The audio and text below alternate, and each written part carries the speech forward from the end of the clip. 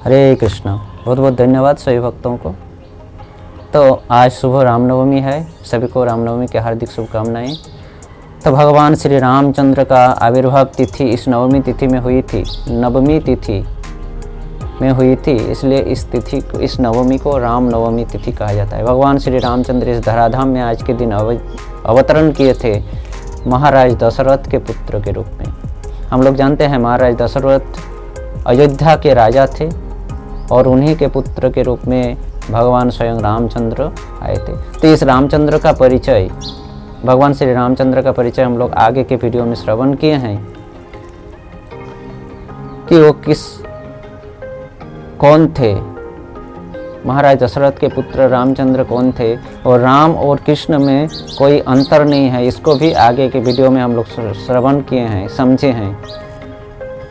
हम लोग देखे हैं उसमें कि कृष्ण से बलराम, कृष्ण का प्रथम प्रकाश है बलराम, बलराम से द्वारिका के 4 चतुर्भुज वासुदेव, संकर्षण, प्रद्युम्न, अनिरुद्ध, और इस प्रकार से पहला चतुर्भुज का जो संकर्षण है वो संकर्षण से नारायण, आदि नारायण, आदि नारायण से महाविष्णु या कारणोदकशायी विष्णु, महाविष्णु से गर्भोदकशायी विष्णु, और गर्भोदकशायी विष्णु से क्षीरोदकशायी विष्णु, और इस क्षीरोदकशायी विष्णु से इस ब्रह्मांड के विभिन्न अवतार आते हैं। राम, परशुराम, वामन इत्यादि जितने भी अवतार है ये क्षीरोदकशायी विष्णु से अवतरण करते हैं। तो भगवान श्री रामचंद्र इस प्रकार से क्षीरोदकशायी विष्णु का ही एक प्रकाश है, अर्थात मूल कृष्ण, ईश्वर परम कृष्ण, सच्चिदानंद विग्रह, अनादिर आदि गोविंद, सर्व कारण कारणम, ये जो ब्रह्म संहिता में कृष्ण का परिचय दिया गया है, ये मूल कृष्ण का ही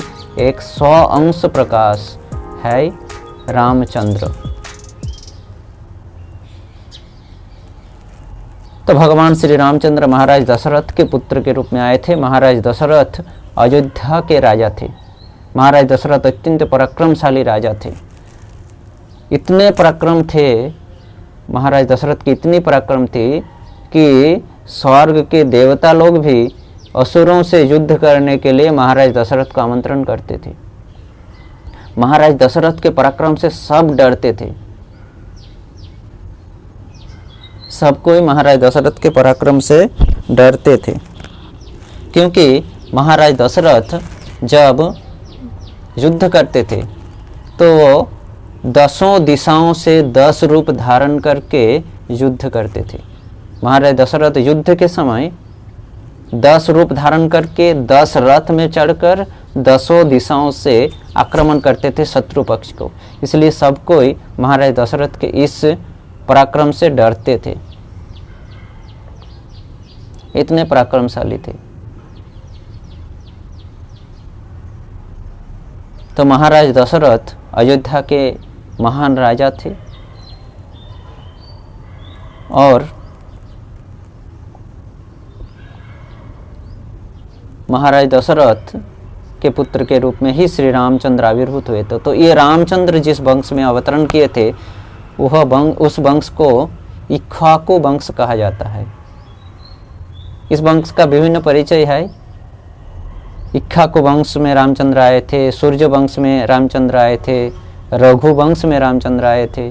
तो क्या रामचंद्र बार बार इस वंश में, त्रेता युग तो एक ही बार आते हैं, तो जब जब त्रेता युग आते हैं तब तब रामचंद्र आते हैं, ठीक, लेकिन ये एक ही वंश है। इक्ष्वाकु वंश, सूर्य वंश, रघु वंश, ये सारे एक ही वंश है।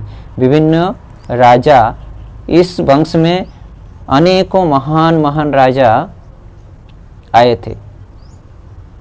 तो ये इक्ष्वाकु वंश जो है, इन इक्ष्वाकु वंश का परिचय हमें भगवत गीता में मिलता है। भगवत गीता अध्याय 4 का पहला श्लोक में, अध्याय 4 पहला श्लोक भगवत गीता में इक्ष्वाकु का परिचय मिलता है न। वहाँ पर भगवान कह रहे हैं, इमं विवस्वते जोगन प्रोक्तावान अहम अव्ययम विवस्वान मनवे प्राय मनु इक्ष्वाकवे।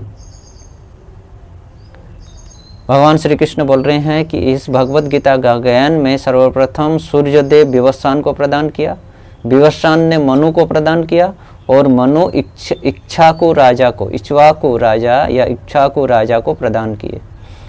तो इसी इक्ष्वाकु राजा के वंश में भगवान श्री रामचंद्र आए थे, इसलिए रामचंद्र के इस वंश को इक्ष्वाकु वंश भी कहा जाता है।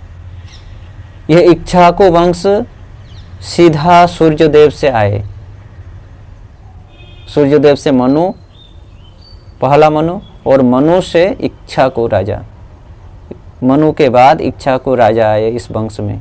तो सूर्यदेव के बाद मनु, मनु के बाद इक्ष्वाकु, इस प्रकार ये इक्ष्वाकु वंश सूर्यदेव के वंश से आए हैं, इसलिए इस वंश को सूर्य वंश भी कहा जाता है। और इसी वंश में श्री रामचंद्र आए, इसलिए रामचंद्र सूर्य वंश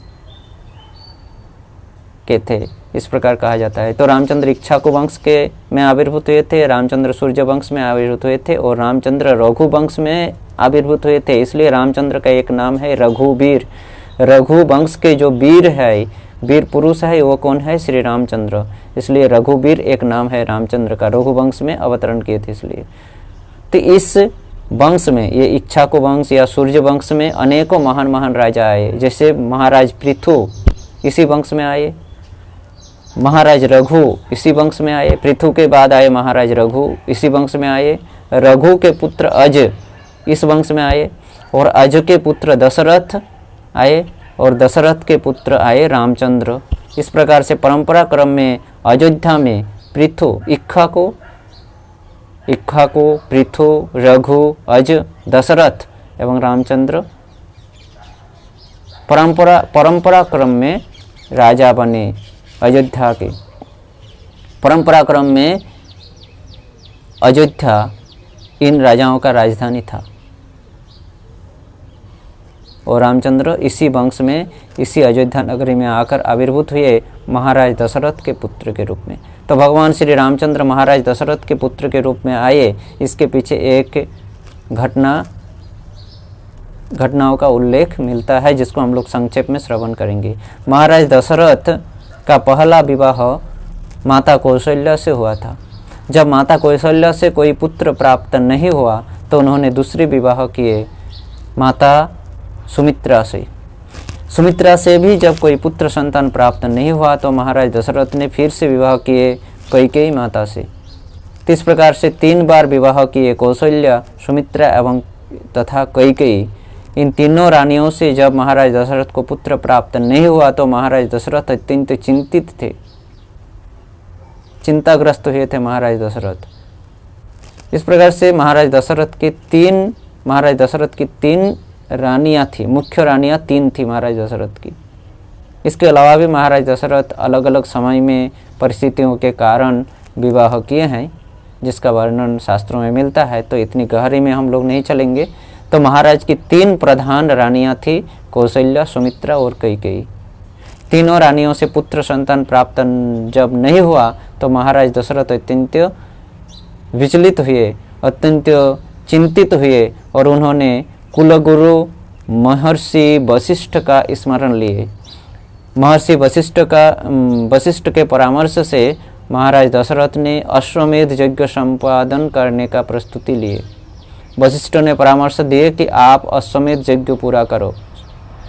जब महाराज दशरथ वशिष्ठ के परामर्श से अश्वमेध यज्ञ को पूरा किए, जब ये अश्वमेध यज्ञ पूरा हो रहा था, उसी समय महाराज दशरथ के मंत्री अर्थात राजमंत्री सुमंत्र ने एक घटना, जो कि सुमंत्र के साथ बहुत पहले ही घटा था, घटनाओं का उल्लेख किए। सुमंत्र ने कहा कि हे महाराज, बहुत पहले एक बार चतुष्कुमार, ब्रह्मा के 4 पुत्र सनक, सनातन, सनंद तथा सनत कुमार, ये चतुष्कुमार बहुत पहले मुझे एक बार कहे थे कि महाराज दशरथ को पुत्र प्राप्त होगा अगर वह पुत्रेष्टि यज्ञ को संपादन करें तो हे महाराज, मेरा निवेदन है, चतुष्कुमार की कहना है, तो इसलिए आप अश्वमेध यज्ञ तो पूरा किए, आप पुत्रेष्टि यज्ञ को भी पूरा कीजिए, ताकि न जाने चतुष्कुमार की 4 कुमारों की बात सच हो जाए। इस प्रकार से सुमंत्र के मुंह से जब इस घटना को सुने, तो महाराज दशरथ वशिष्ठ के परामर्श से पुत्रेष्टि यज्ञ भी संपादन किए। संपूर्ण किए। जब पुत्रेष्टि यज्ञ संपूर्ण होने ही वाला था, उसी समय आहुति देने वाला था, उसी समय यज्ञ कुंड से एक दिव्य पुरुष आविर्भूत हुए, जिनका शरीर का वर्ण नीलाभ था, यानी नीला वर्ण का था उनका शरीर, और वो हाथ में एक पात्र धारण किए हुए थे और उस पात्र में खीर भरा हुआ था। वो दिव्य पुरुष आविर्भूत होकर महाराज दशरथ को संबोधन करते हुए कहा, हे महाराज, आप इस पात्र को लीजिए और इसमें जो खीर है, यह खीर आप अपनी रानियों को प्रदान कीजिए। यह खीर भक्षण करने से वे लोग गर्भवती होगी और उन लोगों के गर्भ से आप पुत्र संतान प्राप्त करोगे। महाराज दशरथ अत्यंत संतुष्ट हुए और दिव्य पुरुष के हाथ से उस खीर भरी पात्र को लिए। खीर भरी पात्र को देकर दिव्य पुरुष अंतर्धान हो गए। महाराज युधिष्ठिर यज्ञ संपादन करके अपनी तीनों रानियों के बीच उस खीर को बांटे। किस प्रकार से बांटे? उस भरी हुई पात्र का आधा खीर उन्होंने अपना पहला पत्नी कौशल्या को प्रदान किए, आधा खीर कौशल्या को प्रदान किए। अब बची हुई खीरों का 1/4 भाग उन्होंने सुमित्रा को प्रदान किए और बची हुई का 1/4 भाग कैकेयी को प्रदान किए। फिर जो 1/4 भाग बच गया वो पुनः सुमित्रा को प्रदान किए। तो इस प्रकार से महाराज दशरथ ने सुमित्रा को खीर पात्र से वो दिव्य खीर 2 बार प्रदान किए थे, इसलिए सुमित्रा के गर्भ से 2 दिव्य पुत्र प्राप्त किए थे महाराज दशरथ। तो इस प्रकार से कुछ दिनों के बाद तीनों रानियां गर्भवती होती है और एक शुभ दिन शुभ क्षण में तीनों रानियों से पुत्र प्राप्त करते हैं महाराज दशरथ। अयोध्या नगरी में एक नया और आनंद का उल्लास छा उठता है। सभी अयोध्यावासी महाराज दशरथ की पुत्र प्राप्ति के कारण खुशियों से भर गए थे। आनंद उल्लास से भर गया था पूरा अयोध्यावासी। भगवान श्री रामचंद्र दशरथ के पुत्र के रूप में आज के दिन कौशल्या के गर्भ से आविर्भूत हुए। ये राम स्वयं कृष्ण के स्वांश प्रकाश पहला चतुर्व्यूह का पहला व्यूह वासुदेव थे। इसी प्रकार पहला चतुर्व्यूह का पहला व्यूह वासुदेव रामचंद्र के रूप में कौशल्या के गर्भ में दशरथ के पुत्र के रूप में आविर्भूत हुए। द्वितीय चतुर्व्यूह संकर्षण आए सुमित्रा के पुत्र के रूप में और चौथा व्यूह अनिरुद्ध आए सुमित्रा के ही पुत्र के रूप में शत्रुघ्न के नाम से।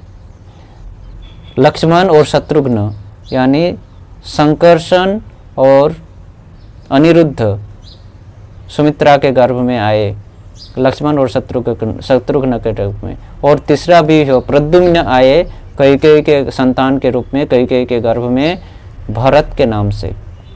इस प्रकार से वसुदेव श्री रामचंद्र, संकर्षण श्री लक्ष्मण, प्रद्युम्न भरत और अनिरुद्ध शत्रुघ्न, ये चारों चतुर्व्यूह महाराज दशरथ के 4 पुत्र के रूप में आविर्भूत हुए कौशल्या, सुमित्रा एवं कैकेयी के गर्भ से। इस प्रकार पुत्र प्राप्त करके महाराज दशरथ अत्यंत खुशी हुए। अयोध्यावासी भी अत्यंत खुशी थे। अपने माता पिता की छत्र छाया में राजप्रासाद में ये चारों भाई धीरे धीरे बड़े हो रहे थे। अपनी लीलाओं को प्रदर्शित करने के लिए भगवान के ये स्वांश प्रकाश चतुर्व्यूह धीरे धीरे बड़े हो रहे थे महाराज दशरथ के राजप्रासाद में। बड़े खुश थे महाराज दशरथ। जब ये 14-15 साल के हुए बालक, तो उस समय बाल्य विवाह का प्रथा चलने के कारण महाराज दशरथ अपने पुत्र को विवाह देने के लिए प्रस्तुत लिए। जब महाराज दशरथ सोच ही रहे थे कि अब हमारे पुत्र बड़े हो चुके हैं, 14-15 साल के हो चुके हैं, अब इनकी विवाह करवाया जाए, ठीक उसी समय महाराज दशरथ के राजप्रासाद में उपस्थित हुए महर्षि विश्वामित्र को देखकर महाराज दशरथ अत्यंत खुशी हुए, आनंदित हुए और अत्यंत सादर के साथ विश्वामित्र मुनि का अभ्यर्थना की। विश्वामित्र मुनि को अंदर लेकर आए, पैर धुलाए, बैठने के लिए आसन प्रदान किए। विश्वामित्र मुनि भी अत्यंत संतुष्ट हुए। अब दशरथ इस प्रकार से अभ्यर्थना करने के बाद महर्षि विश्वामित्र से पूछे कि हे महर्षि, महाराज दशरथ पूछ रहे हैं, हे महर्षि, मैं आपका किस प्रकार से सहायता करूं, किस प्रकार से सेवा करूं, किस प्रकार से सहायता करूं। महर्षि विश्वामित्र अत्यंत खुशी हुई और कहे कि हे दशरथ, मैं जहाँ रहता हूँ आश्रम में, मैं बहुत अतिष्ट हो चुका हूँ,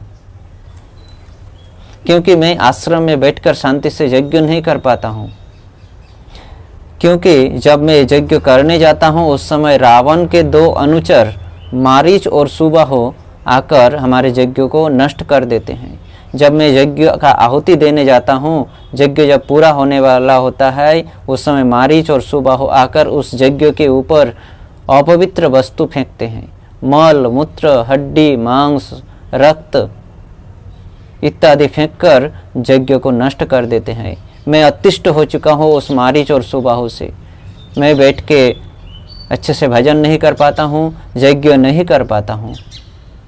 तो हे महाराज दशरथ, आप अगर हमारी सहायता करना चाहते हो तो आप कृपा पूर्वक आप अपने बड़े पुत्र रामचंद्र को मेरे साथ दो। मेरा कार्य सफल होने के बाद मैं आपके पुत्र को पुनः लौटा दूंगा। ये बात सुनते ही महाराज दशरथ मूर्छित हो गए।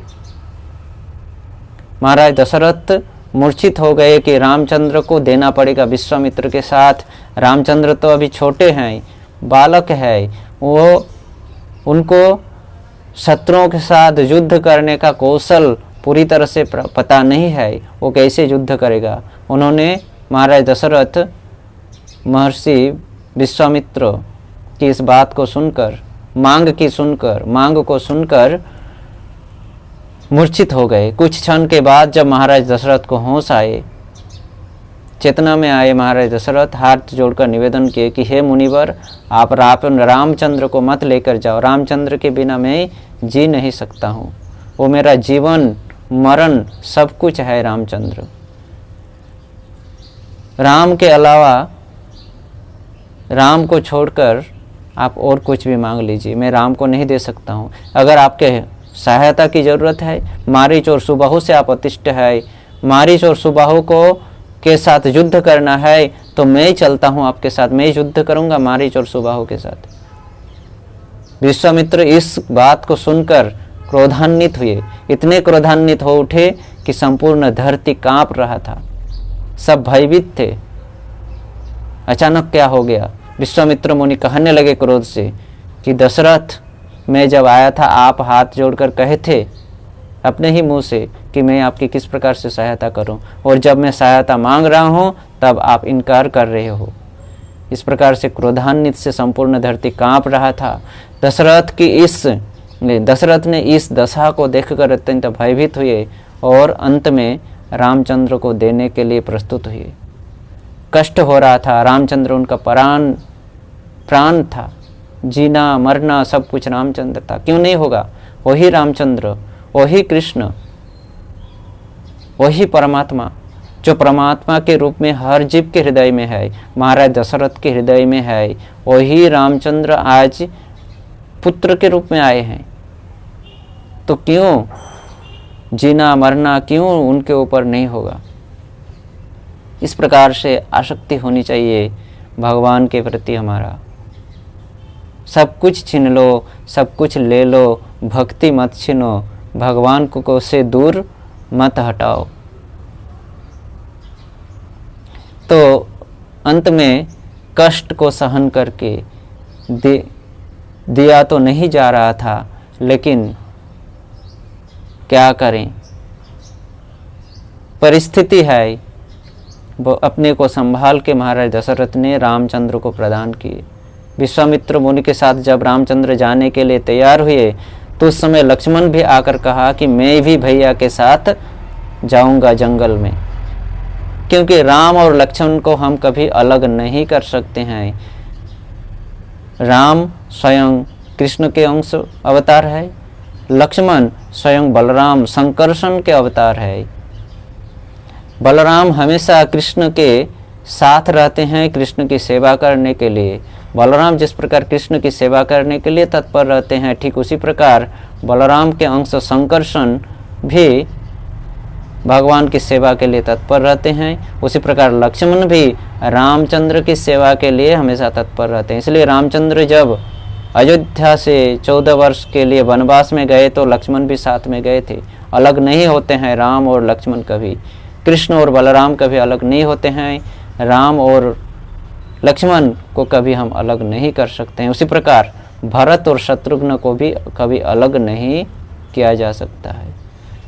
तो लक्ष्मण भी साथ में गए। विश्वामित्र मुनि ने राम और लक्ष्मण को लेकर अयोध्या नगरी त्याग करके एक गहरी जंगल में प्रवेश किए। अब महाराज दशरथ महर्षि विश्वामित्र राम और लक्ष्मण को लेकर इस जंगल में प्रवेश किए और उसके बाद क्या घटा, क्या घटना घटी, क्या किए रामचंद्र ने। रामचंद्र अभी तो आविर्भूत हुए थे, बड़े हुए, कौमार में प्रवेश किए, अब अपनी लीला को धीरे धीरे प्रदर्शित कर रहे हैं। श्री रामचंद्र अपने पराक्रम को प्रदर्शित कर रहे हैं श्री रामचंद्र। तो इस लीला को हम लोग आगे के वीडियो में श्रवण करेंगे। तो बहुत बहुत धन्यवाद सभी भक्तों को। हरे कृष्ण कृष्ण कृष्ण हरे हरे, हरे राम राम राम हरे हरे। जय सियावर रामचंद्र की जय। श्रील प्रभुपाद की जय।